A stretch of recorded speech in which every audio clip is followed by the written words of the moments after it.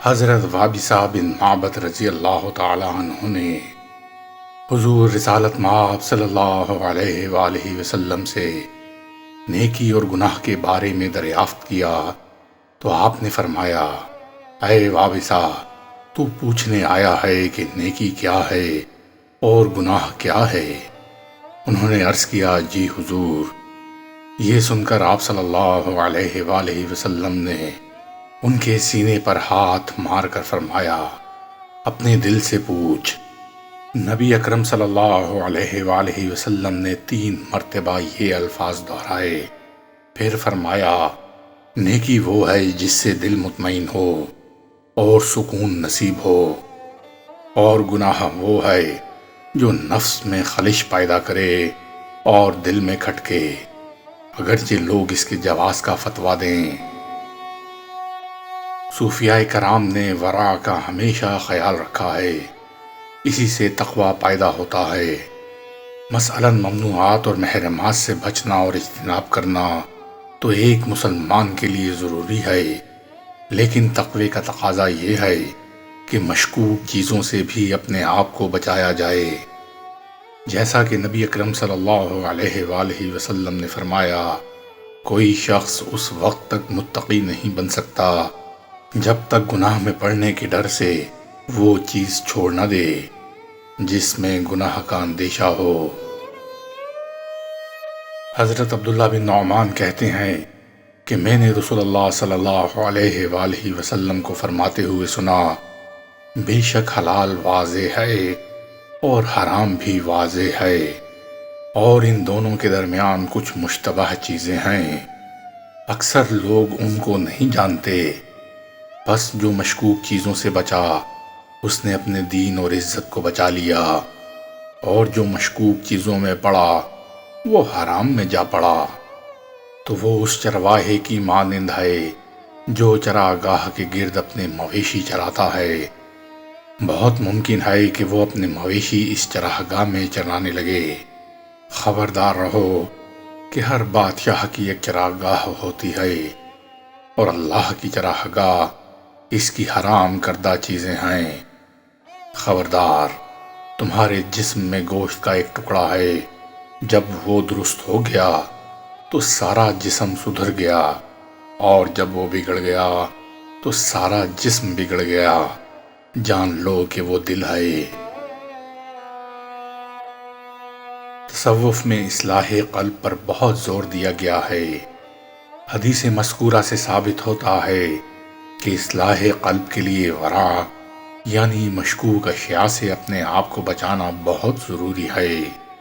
اس لیے صوفی ہمیشہ مکروہات سے بچتا ہے، کیونکہ دل میں ذرا سی بھی کثافت اس کی طہارت و پاکیزگی کو مائلہ کر دیتی ہے، اور تزکیہ نفس کے لیے اس کا ہر وقت خیال رکھنا پڑتا ہے۔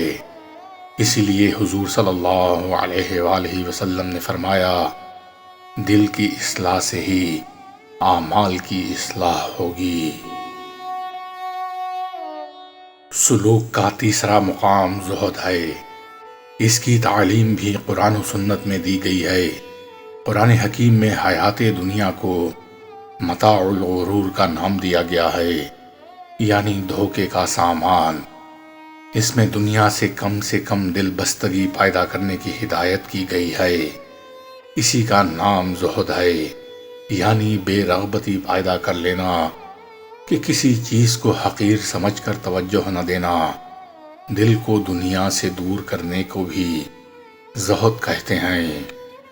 مومن کو نہ تو دنیا چھوڑنے کا حکم ہے کہ سب کچھ ترک کر کے جنگل میں نکل جائے، اور نہ ہی دنیا میں دل لگانے کا حکم ہے۔ تصوف میں ترک دنیا یا زہد سے مراد یہ ہے کہ مومن اسی دنیا میں رہ کر اللہ سے لاؤ لگائے، دنیا کو آخرت کی کھیتی سمجھتے ہوئے اس میں نیکی کا بیج بوئے، نہ کہ اسے عشرت کدہ سمجھتے ہوئے بدی کاشت کرے اور گناہ کی فصل تیار کرے۔ دنیا بڑی دلکش اور دل فریب ہے۔ اس میں نفسانی خواہشات کو نشو و نما دینے کی بڑی صلاحیت موجود ہے، جس کے پیچھے شیطانی قوتیں رازداری سے کام کر رہی ہیں۔ دنیا مومن کے لیے ایک امتحان گاہ ہے، اس کمرہ امتحان کو ہم چھوڑ نہیں سکتے۔ اس میں رہ کر ہم نے زندگی کا پرچہ حل کرنا ہے، اور وقت بھی مقرر ہے، اضافی وقت نہیں دیا جائے گا۔ اس کا نتیجہ موت کے بعد نکلے گا۔ یہاں نگران اعلیٰ خود اللہ تعالی ہے، اور کرامن کاتبین ہر فعل تحریر میں لا رہے ہیں۔ ایسی آزمائش کا ہمیں مومن کو بھلا عیاشی سوچتی ہے، اسی لیے فرمایا کہ دنیا مومن کے لیے قائد خانہ ہے، جس سے وہ خالق کی مرضی اور امر کے مطابق رہائی پر خوش ہو جاتا ہے۔ وہ اپنے رب کے بلاوے پر خوشی سے لبیک کہتا ہے۔ اس کے لیے موت بھیانک نہیں ہوتی بلکہ حسین ہوتی ہے، کیونکہ موت تو ایک بلاوا ہے بندے اور اس کے رب کی ملاقات کا۔ اور جو لوگ اس دنیا میں دل لگا لیتے ہیں، محاسبے اور حساب و کتاب سے بے فکر، دنیا کے چند دنوں کو ہی دائمی سمجھ لیتے ہیں، وہ بھلا موت کی تمنا کرتے ہیں؟ ہرگز نہیں۔ وہ موت سے ڈرتے ہیں، چیختے چلاتے ہیں کہ ہائے یہ عیش و عشرت ان سے چھوٹ گئی۔ ترک دنیا تو بس یہی ہے کہ اس دنیا میں رہ کر ہر اس چیز کو چھوڑ دو جو بندے کو اپنے رب سے دور کرتی ہے۔ یہی زہد ہے جو صوفیاء کرام کا اوڑھنا بچھونا ہے۔ حلال کو حرام ٹھہرانے کا نام زہد نہیں۔ حضرت حسن رضی اللہ تعالی عنہ فرماتے ہیں کہ میں نے دوران خطبہ حضرت عمر فاروق رضی اللہ تعالی عنہ کو دیکھا کہ ان کے لباس میں 13 پائبند لگے ہوئے تھے۔ حضرت عمر زہد کے بلند درجے پر تھے، مال غنیمت کے ڈھیر تقسیم کر دیتے اور خود چادر جھاڑ کر اٹھ کھڑے ہوتے۔